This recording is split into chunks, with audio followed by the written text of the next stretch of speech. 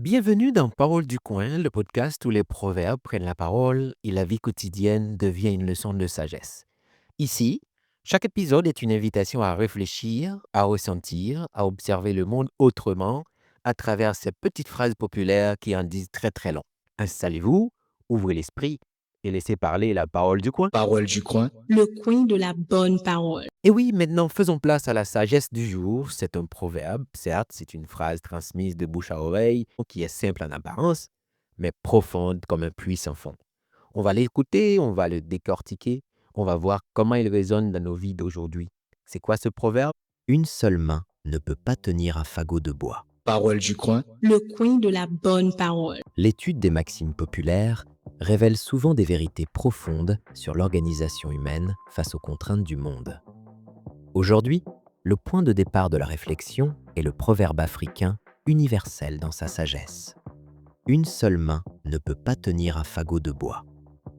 Ce proverbe n'est pas qu'une simple observation sur les limites de la force physique. Il est, fondamentalement, un avertissement contre l'illusion de l'autosuffisance face au système complexe. Pour comprendre sa portée dans le contexte de l'entreprise moderne, il est essentiel d'analyser la métaphore du fagot. Si la charge à porter était une seule bûche, lisse et homogène, la force d'une seule main pourrait, selon la taille, suffire.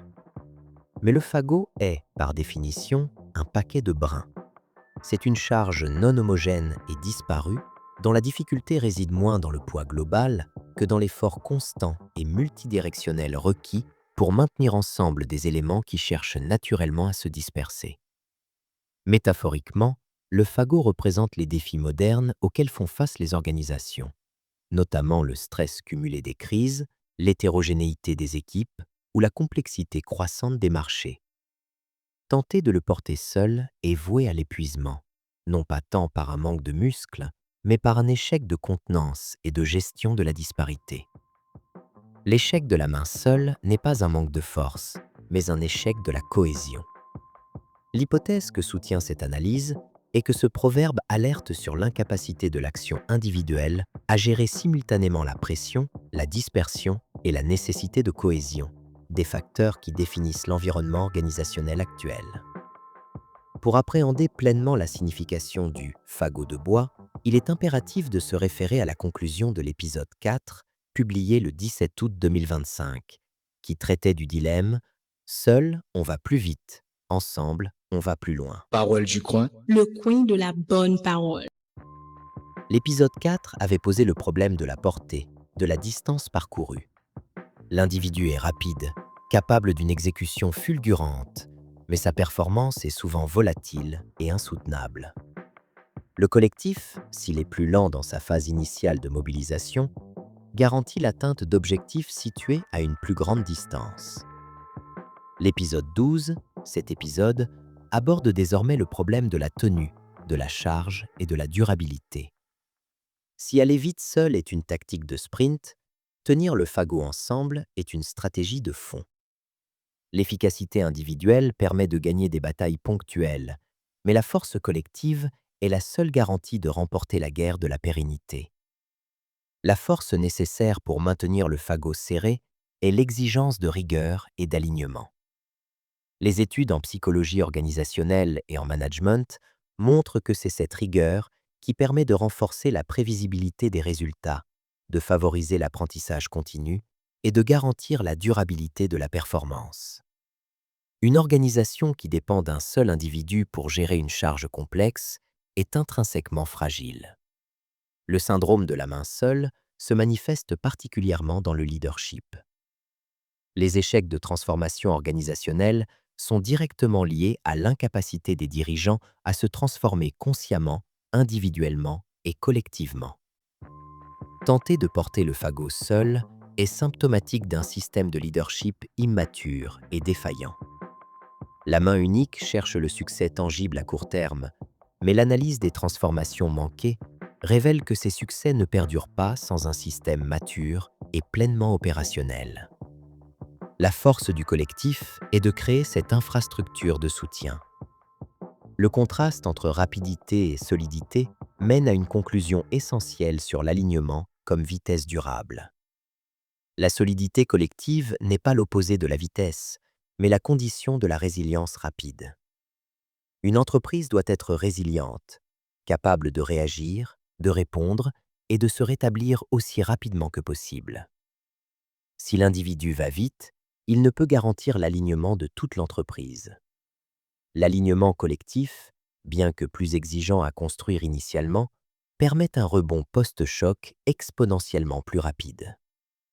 En d'autres termes, la vitesse individuelle sacrifie la structure et rend l'organisation vulnérable à la dispersion du fagot. En revanche, la solidité collective garantit la vitesse de récupération, car la charge est déjà structurée. Le proverbe du fagot prend une dimension critique lorsqu'il est examiné à travers le prisme de l'environnement VUCA. Volatilité, incertitude, complexité, ambiguïté, qui décrit les transformations sociétales, économiques et technologiques auxquelles font face les entreprises. Le fagot est, littéralement, la représentation de ce monde VUCA. Parole du coin. Le coin de la bonne parole. La volatilité, V, et l'incertitude, U, peuvent souvent être gérées par l'adaptabilité et la confiance individuelle, comme l'indiquait l'idée d'aller plus vite seul. Cependant, l'effort individuel est rapidement écrasé par les deux autres dimensions, la complexité, C, et l'ambiguïté, A. La complexité survient en raison de l'interdépendance croissante et de l'augmentation massive de l'information, rendant difficile l'analyse et la compréhension des situations. Un changement minime peut entraîner des conséquences importantes, imprévisibles par une seule personne. Face à ce défi structurel, la réponse réside dans la mobilisation de l'intelligence collective. Tenir le fagot nécessite plusieurs angles de vue et forces. L'intelligence collective, valorisant la diversité des idées et des points de vue, augmente considérablement la probabilité de trouver les meilleures solutions pour maintenir la cohésion. L'ambiguïté, quant à elle, caractérise les situations où le lien évident entre les causes et les effets est rompu. Les paradoxes et les contradictions créent la confusion et remettent en question ce qui était considéré comme acquis.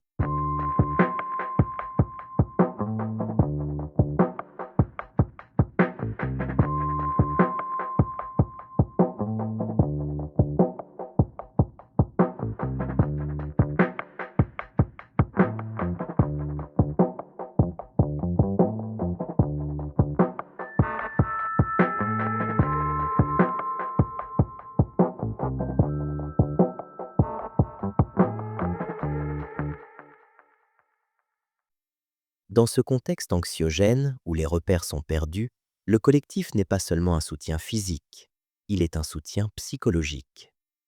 Une culture de résilience, basée sur le collectif, offre un cadre de soutien bienveillant. Elle autorise l'expression des sentiments et l'expérimentation sans sanctionner les échecs, ce qui permet à l'organisation d'évoluer avec sérénité dans le flot. Le collectif permet d'intégrer une réalité fondamentale de l'environnement VUCA. Il faut accepter de ne pas comprendre a priori. Cette acceptation de la vulnérabilité partagée est essentielle, car elle permet aux individus de différencier ce qu'ils peuvent prévoir et ce sur quoi ils peuvent agir de ce qui est hors de leur contrôle. En se concentrant sur leur zone de pouvoir d'action, les membres de l'équipe évitent la paralysie individuelle. Le collectif ne fait donc pas que partager la charge, il valide le doute et l'incertitude, transformant l'isolement en force. L'isolement organisationnel, souvent symbolisé par l'image d'une main seule face à l'adversité, constitue un facteur de risque psychosocial majeur et une source de danger psychologique significatif pour l'individu. Lorsqu'un employé se retrouve seul, sans soutien ni relais au sein de la structure, sa capacité à faire face aux pressions, au stress et aux situations potentiellement toxiques est considérablement réduite. Face à la complexité des dynamiques de travail modernes, les stratégies collectives de défense s'avèrent non seulement utiles, mais absolument cruciales. Elles représentent un rempart indispensable, permettant d'élucider et de déconstruire les situations où le stress, la pression excessive ou même le harcèlement ne proviennent pas d'un agresseur unique et identifiable, mais sont diffus, émanant d'une culture de groupe, d'une équipe ou d'une ambiance organisationnelle malsaine. Ces stratégies collectives offrent un espace de reconnaissance et de validation de la souffrance vécue. La souffrance au travail émerge fréquemment, non pas de la quantité de travail en soi, mais lorsque les employés sont contraints ou se sentent obligés de s'engager dans des pratiques ou des compromis qui contredisent leur éthique professionnelle, leurs valeurs personnelles ou la déontologie de leur métier. Le décalage entre le travail prescrit, ce qui est demandé, et le travail réel, ce qui est fait, souvent en contournant les règles pour atteindre les objectifs, est une source profonde d'épuisement moral. C'est dans ce contexte que la métaphore du fagot prend tout son sens. Le fagot, en tant qu'ensemble de brindilles liées, représente la matérialisation concrète de la stratégie collective de défense. Il symbolise l'union des individus qui, ensemble, deviennent plus résistants et inébranlables que s'ils étaient isolés. Cette cohésion protège l'ensemble du système organisationnel contre les dérives éthiques, les pratiques managériales abusives ou les ambiances délétères. En renforçant la solidarité et la capacité d'interpellation mutuelle, le fagot garantit non seulement une meilleure santé mentale individuelle, mais instaure surtout un bien-être organisationnel durable, fondé sur le respect, la reconnaissance et l'intégrité professionnelle partagée. Le proverbe du fagot, souvent interprété comme une métaphore de la force résidant dans l'unité, s'inscrit naturellement dans le cadre plus large de la solidarité. Il illustre de manière concrète la maxime selon laquelle un seul bâton est facile à briser, tandis qu'un ensemble de bâtons liés, le fagot, résiste bien mieux à la pression. Parole du coin. Le coin de la bonne parole. Bien que le principe de «l'union fait la force» soit un adage francophone universellement reconnu et très présent dans la culture populaire et les armoiries nationales, l'analyse de cette notion de cohésion demande un ancrage culturel plus spécifique pour véritablement illustrer le pouvoir du collectif face à l'adversité et aux défis historiques. Pour cela, l'attention se porte naturellement sur la culture acadienne, dont l'histoire est un témoignage vivant, poignant et exceptionnel de résilience et de cohésion communautaire.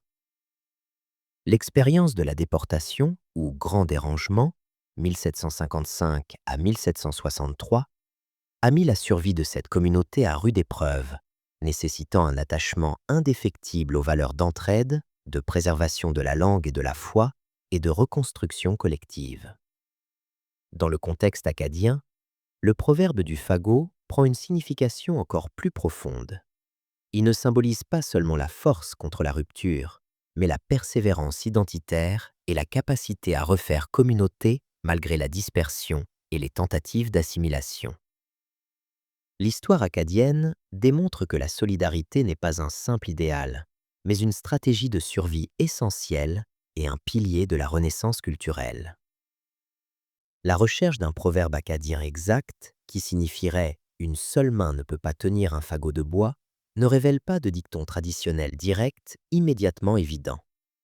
Cette absence peut s'expliquer par le fait que les expressions typiquement acadiennes répertoriées traitent souvent davantage d'expressions idiomatiques liées à l'humeur, à des observations de la vie quotidienne ou à l'argot local, plutôt que de maximes universelles sur la coopération.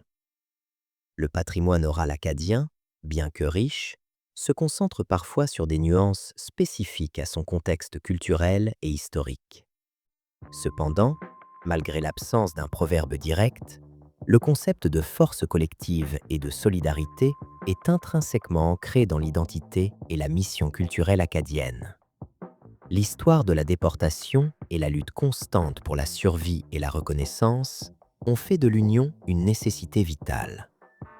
L'exemple de l'Académie acadienne, en charge de la préservation et de la promotion de la langue française en Acadie, fournit une définition de l'union qui transcende la simple observation pour devenir une déclaration de mission active et fondamentale. L'effort collectif de normalisation, d'enseignement et de valorisation de la langue acadienne face aux pressions extérieures illustre concrètement le principe qu'un objectif d'une telle ampleur ne peut être atteint que par la coordination des efforts individuels. Cette structure organisationnelle et ses actions représentent une traduction moderne du principe de solidarité. L'union n'est pas seulement un idéal, mais une stratégie de survie culturelle et linguistique. Ainsi, si l'Acadie n'a peut-être pas le dicton précis sur le fagot, elle possède une histoire, des institutions et une résilience qui témoignent de la puissance inépuisable de la main collective. L'esprit du proverbe est donc moins un mot qu'un mot de vie durablement établi. L'analogie la plus pertinente pour illustrer la dynamique de survie et de revitalisation de la langue et de la culture acadienne s'incarne dans un principe moderne de solidarité active et intentionnelle. Ce n'est pas une simple maxime, mais une déclaration de mission opérationnelle. L'Académie acadienne se manifeste chaque fois qu'au moins 2 personnes se rassemblent avec la mission de sauver la langue. Cette formule n'est pas à considérer comme un proverbe figé ou une simple observation pittoresque. Elle est, au contraire, un principe fondateur et dynamique qui lie intrinsèquement la survie du patrimoine linguistique et culturel à l'action collective intentionnelle et ciblée. En d'autres termes, elle postule que la force de cette académie ne résulte pas d'une masse critique d'individus ou d'une institution centralisée, mais émane directement du produit d'une volonté commune d'agir ensemble en vue d'un objectif supérieur, la sauvegarde de la langue.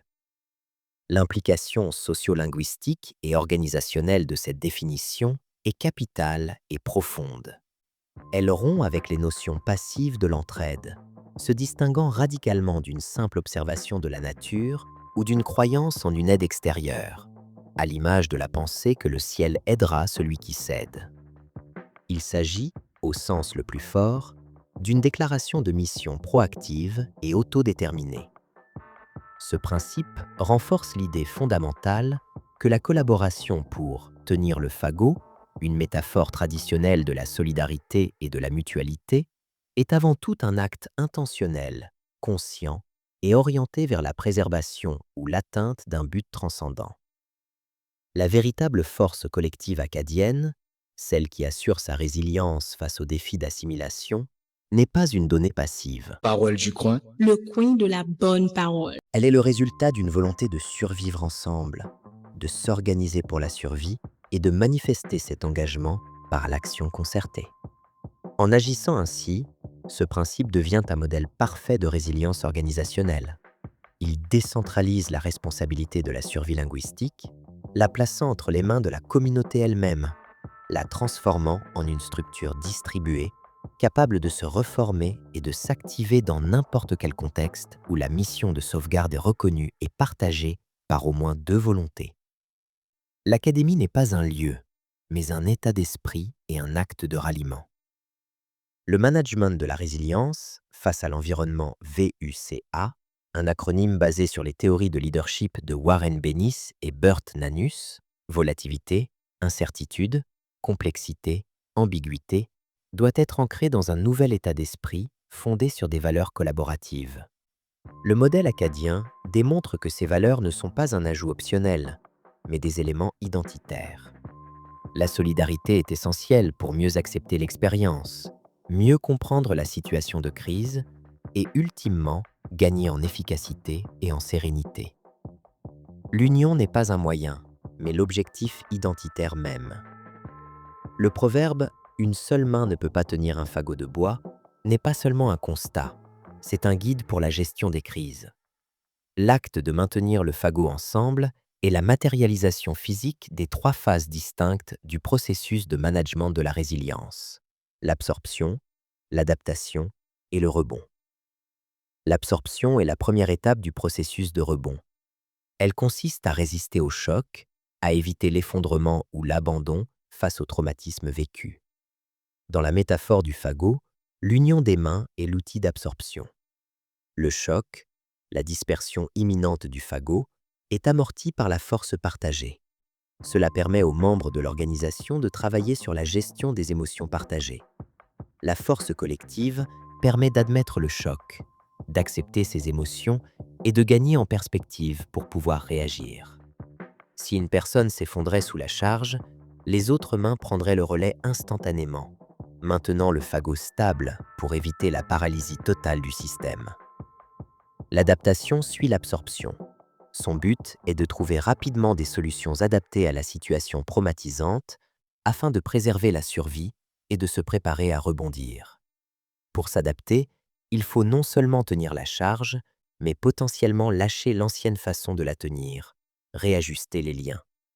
L'adaptation exige d'ouvrir de nouvelles perspectives, d'élargir le champ des possibilités et d'être proactif. La charge étant partagée, l'intelligence collective est libérée. Une partie de l'équipe peut analyser, chercher des solutions et concevoir une nouvelle stratégie d'arrimage, pendant que l'autre partie maintient la structure de base. La résilience nécessite plusieurs aptitudes individuelles, notamment l'adaptation au changement et la recherche de solutions dans un contexte incertain. Celles-ci sont exponentiellement plus efficaces lorsqu'elles sont mutualisées. Le rebond est l'étape où les leçons sont tirées de l'expérience vécue. L'objectif est d'adopter de nouvelles postures, capacités et pratiques mieux adaptées au nouveau contexte, transformant la crise en une opportunité de se réinventer et d'en sortir plus fort. Le management de la résilience exige un système de leadership mature, hautement évolué et pleinement opérationnel.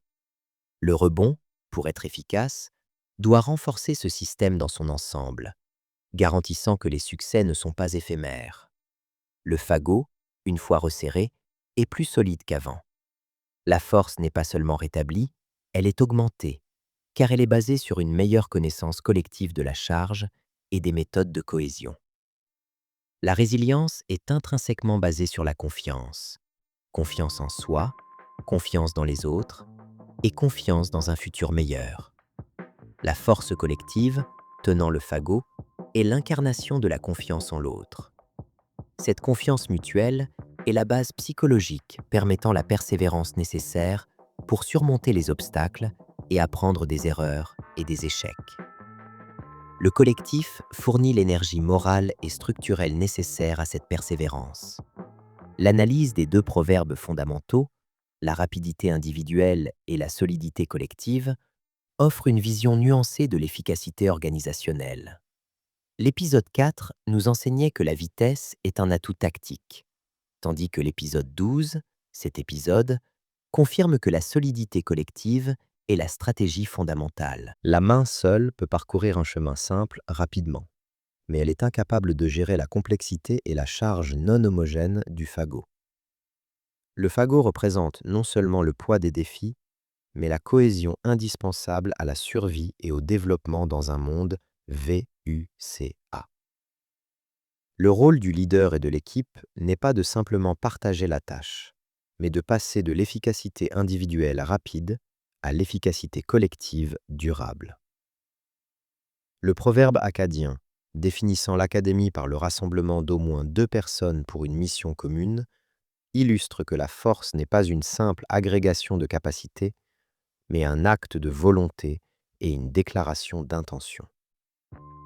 C'est cet impératif de solidarité qui permet à l'organisation de traverser les 3 phases de la résilience: absorber le choc, s'adapter rapidement grâce à l'intelligence collective et rebondir pour sortir grandi, le fagot mieux arrimé qu'auparavant. La véritable mesure du succès d'une organisation n'est pas sa capacité à atteindre rapidement un but isolé, mais sa capacité à maintenir la cohésion de son fagot face aux forces de dispersion constantes. C'est en construisant des systèmes de leadership qui incarnent la solidarité, comme l'exige l'esprit akkadien, que les entreprises peuvent transformer les inévitables crises en opportunités de renforcement. Parole du coin. Le coin de la bonne parole. Et voilà, le proverbe s'éloigne, mais l'écho demeure. Ce que vous venez d'entendre n'est peut-être qu'un murmure, mais certains murmures traversent les âges. Si cette parole a éveillé quelque chose en vous, offrez-la au monde. Partagez-la, commentez-la, faites-la circuler. On se retrouve bientôt pour un autre épisode, là où les mots simples rencontrent la grande question, où le silence parle et où la vérité ancienne trouve encore leur voix. Bye bye. Parole du coin. Le coin de la bonne parole.